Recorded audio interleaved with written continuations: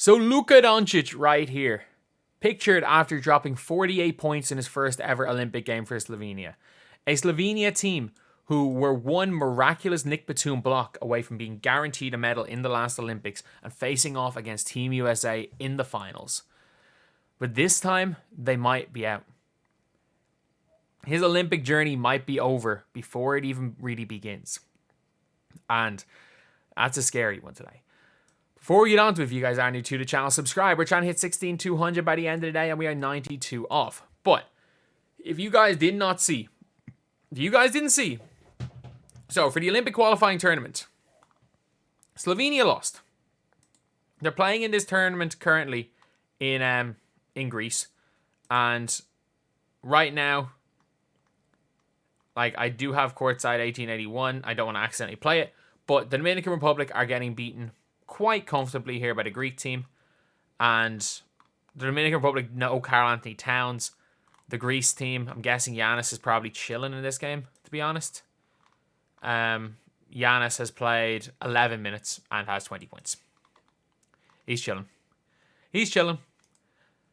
So what's going to happen is that ironically, the Luka could either go out or have a better chance in general of winning making it through. So if you guys don't know what happened yesterday, Slovenia beat Croatia by 16 points.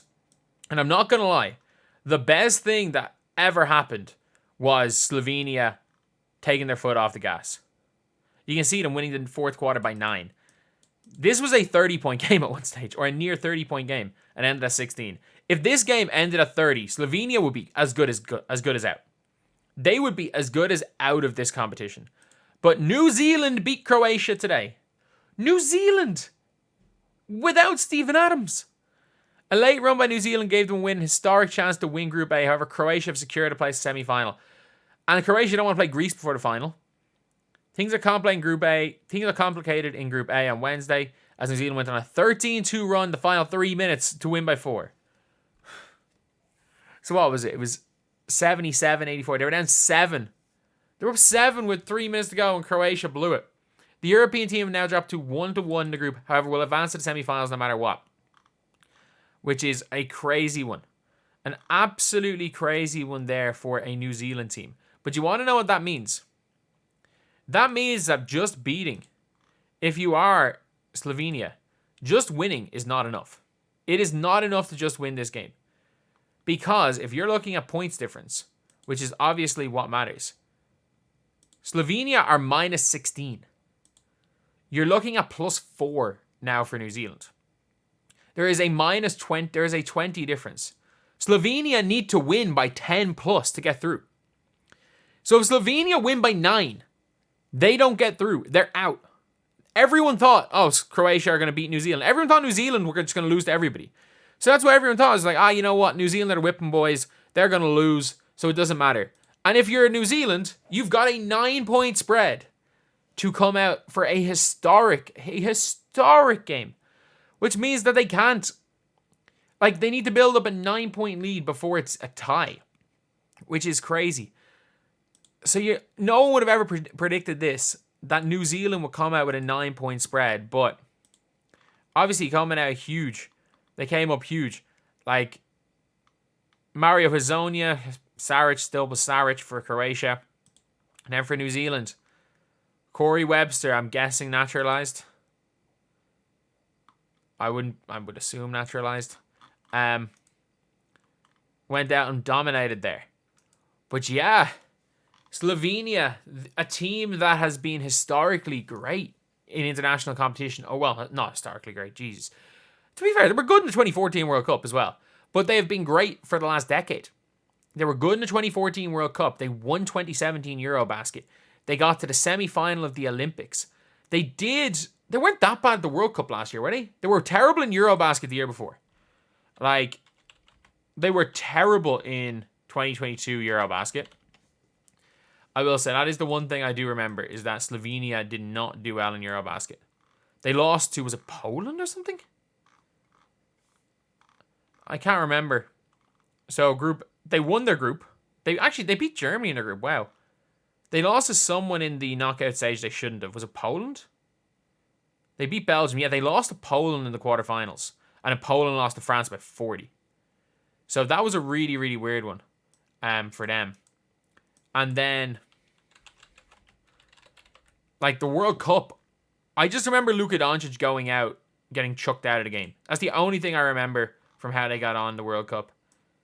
I can't remember even if they got grouped or if they lost in a knockout. Did they get grouped? No, they won their group. But it was a group with Georgia, Cape Verde, and Venezuela. It doesn't really count. That doesn't really count. They get second grouped? They lost to It was Canada, yeah. That's what it was. They lost to the Canadians by 11 points. So, and Luka had 26. Yeah, I remember that one. But this is a team that's been, again, quarterfinals of a World Cup. You get to the quarters of the World Cup. You get to the quarters of the last Eurobasket. And you're probably not even going to make the Olympics. It just shows that at the international level, anything can happen. And not only that, like, you have to get through tomorrow first. It's unlikely that you get through tomorrow, first of all. Like, getting through tomorrow is going to be difficult enough. And then after you get through tomorrow, you have to get through... you got to get through tomorrow. And if you win that, you got to get through Greece. Because there's no way you're overturning a minus 16 to a plus 12. There's no way you're winning by 30. To get the spot where you dodge Greece, you need to win by 30. So you're facing off against Greece in a semi-final rather than a final. Which means that it's going to be near impossible. It's going to be a near impossibility to win that game. And again, you're probably playing early in the day. Is it in Greece? Is it in Greece? In Greece. You're playing Greece in Greece, potentially. Early in the day, I would say. So, it's going to be such a tough one for Slovenia. I don't see them making the Olympics, especially because this is not 2021 Luka Doncic. This is an injured Luka Doncic who's not 100% healthy, who's been struggling not even struggling for form, but struggling for any health for the last couple of months, and has been playing poorly because of it. This is not the same Luka that was 100% healthy at the last Olympics. This is a version of Luka that, if you're even going to call him 60% healthy, might be overstating it. This is a Slovenia team who are getting older outside of Luka, and it's also a Slovenia team that decided not to bring Mike Toby, which was very, very odd because he has been the best center up until the Gafford Lively duo, the best center that Luka Doncic played with in the entirety of his career.